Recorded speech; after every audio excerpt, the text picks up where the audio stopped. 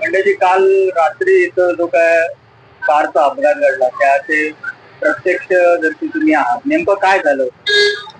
साहेब, काही वेळापूर्वी मी गाडी इथे आणून माझी सीएनजी गाडी भरून पार्क करून आणली. गाडी 2 दिवस सीएनजी मिळत नसल्यामुळे उशिरा गाडी पार्क करून सीएनजी भरून आणून गाडी मी माझ्या जागेवर पार्क करून ठेवलेली होती. थोडा वेळ इथे, कारण कार्यक्रम असल्यामुळे थोडा वेळ थांबलेलो इथे, कार्यक्रम कसे झाले वगैरे सगळं बघत बोलत राहिलेलो. अचानक तिकडनं बलिनो कार आली. साधारणपणे वेळ असेल 2:40, 2:45, 2:35, 2:40, 2:35, 2:40 या वेळात एक Baleno car, dark blue colour, grey कलरची गाडी आली. सुसाट वेगाने आली. साधारणपणे मिलिंद देसाईंच्या इथलं ते जे चहाचं दुकान आहे तिथून गाडी रॉंग साईडला आली आणि माझ्या इथे मंचुरियन, अन्नपूर्णा मंचुरियन वाले आहे त्या स्टॉलला धडक दिली. ते स्टॉल एटीएम मध्ये घुसला आणि तिथून हे सगळं उडवत माझी गाडीची पाठी उभी त्या गाडीवर जाऊन आपटली आणि गाडीवर आपटून बाजूला जाऊन उभी राहिली. ज्यावेळेला गाडी उभी राहिली, आवाजाला लागून मी, माझ्या एरियातली अजून बरीच माणसं, या साईडची काही माणसं आवाजाला लागून आली. ज्यावेळी आम्ही इथे आलो तर गाडीतनं उतरताना आम्ही 5 माणसांना बघितलं. किती वाजले? साधारण सांगतोय टेंटेटिव्हली 2:35, 2:40, 2:45 या दरम्यानचा हा विषय आहे. म्हणजे 2:45, 2:35 ते 2:45 या वेळातला, या 10 मिनिटातला हे एक्झॅक्ट टायमिंग सांगू शकत नाही. पण त्यावेळेला गाडीतनं सुजल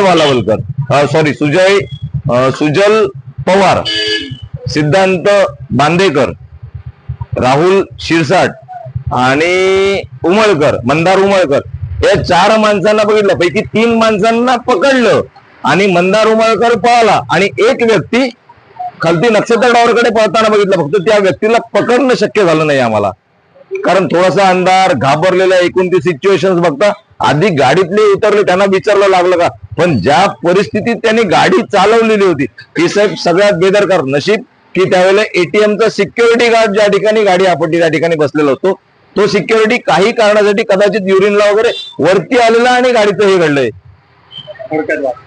थोडक्यात वाचलंय साहेब.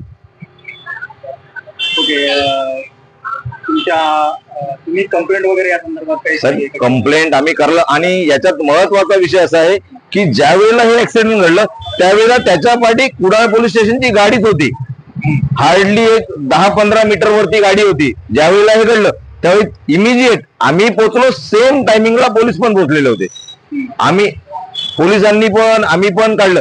त्याच्यानंतर असं कळलं की काही इन्सिडेंट घडलेला होता ब्लू डायट कंपनीच्या कंटेनरशी, त्या संदर्भात पोलीस पाठलाग करत होते, या गाडीचा पाठलाग करत होते आणि त्या पाठलागाला लागून ही स्पीडने गाडी जात होती आणि ही गाडी जात होती. ज्या वेळेला आता मला ही FIR ची कॉपी मिळाली आहे, या FIRच्या कॉपीमध्ये असं क्लिअर कट, त्यावेळेचे जे कोण कराडकर साहेब होते त्यांनी असं क्लिअर कट म्हटले की आपल्याला साधारणपणे 1 वाजता पंधूरमध्ये इन्सिडेंट घडला, त्याच्यानंतर हा सगळा होईपर्यंत 1:56 त्यांना कॉल आलाय पोलीस स्टेशनवर, असं काही इन्सिडेंट घडलाय.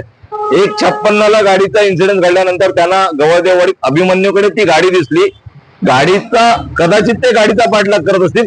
ते पाठलाग करत असताना हा इन्सिडेंट घडला आणि त्या गाडीतनं ही जी माणसं कोण उतरली आहेत, ही माणसं कदाचित त्या विषयाशी संबंधित आहेत का, हा माझा महत्वाचा विषय आहे. कारण या सगळ्या सिक्वेन्स मध्ये गाडी त्या ह्याच्यातनं घडल्यापासून, त्यांना फोन आल्यापासून, ज्यावेळी गाडी त्यांना आयडेंटिफाईड झाली, कदाचित गाडीच्या मागून ते पोलीस आलेत आणि त्या गाडीला आपटल्यानंतर ज्यावेळी कळलं, चौकशी केल्यावर की ही तीच गाडी आहे, याचा अर्थ त्या गाडीतली माणसं ती आहेत का? म्हणजे जी मी म्हटलं ती सुजल पवार, त्यांची नाव FIR मध्ये नाही आहेत ऍक्सिडेंटच्या? नाही, या माझ्या ऍक्सिडेंट मध्ये आहेत, पण ही FIR ची दुसरी कॉपी आहे की ज्याच्यात फक्त ऍक्सिडेंट असं म्हटलंय आणि ब्लू डार्ट या कंपनीचा विषय म्हटलाय, त्याच्यात नावं वेगळी दिसत आहेत.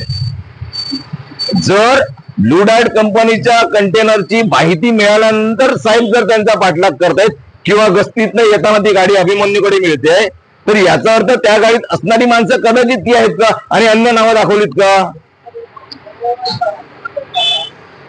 कारण या गाडीतनं उतरताना आम्ही बघितलीत सुजल पवार, सिद्धांत बांदेकर, राहुल सिरसाट आणि मंदार उमलकर या 4 माणसांना तर आम्ही उतरून पळताना बघितलंय आणि एक माणूस या सगळ्यात एक खालती पळालाय, पाचवा. मग हे जर माणसं त्या गाडीत नाही ह्या इन्सिडेंट नंतर पोलिसांच्या समोर उतरून पळत आहेत, पैकी तिघांना तर सध्या कराडकर साहेबांना सॅल्यूट आहे. ऍक्च्युअल फिल्मी स्टाईल कराडकर साहेबांनी पकडलाय, कराडकर आणि काळसेकर साहेब या 2 पोलिसांना. म्हणजे माझा पोलिसांवर पूर्ण विश्वास आहे. कराडकर साहेब आणि काळसेकर साहेब या दोघांना सॅल्यूट आहे, त्यांनी ज्या पद्धतीने पकडलंय. लिटरली पोलिसांनी स्वतःच्या जीवा उभारून ती गाडी पकडलेत, ते लिटरली पळत होते. तुमचा पोलीस तपासावर विश्वास आहे की नाही साहेब, मला फक्त म्हणणं एवढंच आहे, हा माझा FIR हा बरोबर आहे, पण जर ती माणसं त्या ब्लू डायट कंपनीच्या FIR मध्ये ती नावं दिली आहेत आणि ही नावं ही मी बघितली नाही, पण बातमीत आलेल्या नावाप्रमाणे जर कळतंय की त्याच्यात याच्यापैकी नावं काही कमी आहेत, मिसिंग आहेत. 1:56 रेल्वे स्टेशनला असताना फोन आलाय त्यांना. साधारणपणे आपण असं गृहीत धरू की 2:15-2:30 वाजता त्यांना मिळालंय. अभिमन्यूकडे आयडेंटिटी पाठ झाला. पुढच्या 2 ते 4 मिनिटात त्यांच्या स्पीडचा विचार करता 2 ते 4 मिनिट हा इन्सिडेंट घडला असेल. सर माझं म्हणणं काय आहे की जी वस्तुस्थिती आहे, ज्यांना आम्ही इथे बघितली त्यांची नावं या त्या FIR मध्ये पण सस्पेक्टेड म्हणून आली पाहिजेत. बातमीवर बघितल्यावर कळतंय, कारण त्या 1 नंबरचा FIR अजून मला मिळाला नाहीये जो ब्लू डार्टचा आहे. त्याच्याशी संबंधित कदाचित मी नसल्यामुळे मला आपल्या पोलीस महाशयांनी दिलं असेल. फक्त माझं एवढंच म्हणणं आहे की जी बातमी सोशल मीडियावर आली त्याच्यात काही जणांची नावं मिसिंग आहेत, जी माझ्या FIR मध्ये आहेत, जी या इन्सिडेंट नंतर पोलीस पाठलाग करत असताना ऍक्सिडेंट झाल्यानंतर उतरताना पोलिसांनी स्वतः पकडलीत.